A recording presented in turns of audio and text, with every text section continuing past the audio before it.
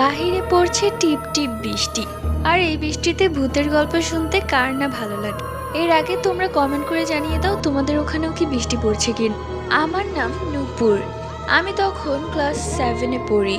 তো একদিন স্কুলে যাওয়ার সময় প্রচন্ড বৃষ্টি পড়ছিল, কিন্তু যেহেতু পরদিন পরীক্ষা তাই আজকে তো যেতেই হবে। আজকে কিছু পড়া দাগিয়ে দেওয়ার কথা ছিল, তাই এই বৃষ্টির মধ্যে ভিজেও যেতে হচ্ছে। আমার আসলে যাওয়ার একদমই ইচ্ছে করছিল না। অর্ধেক রাস্তায় হেঁটে যাওয়ার পর দেখলাম আমার এক পরিচিত আন্টি। সে আন্টিকে অবশ্য অনেক দিন পর দেখছি। সে আন্টিটা দূর থেকে আমার কাছে এসে বলল, ভালো আছো মা? তোমার মা কেমন আছে? তোমরা সবাই ভালো থেকো। এটা বলে সে চলে গেল। এরপর আমি স্কুলে চলে গেলাম। স্কুল থেকে বাড়ি এসে রাতের বেলা খাওয়ার সময় মনে পড়লো সে আন্টির কথা। মা আমার দিকে চোখ বড় বড় করে বলল, কি বলছিস এইসব? সে আন্টি তো গত 1 বছর আগেই মারা গেছে। আমি শুনে অবাক।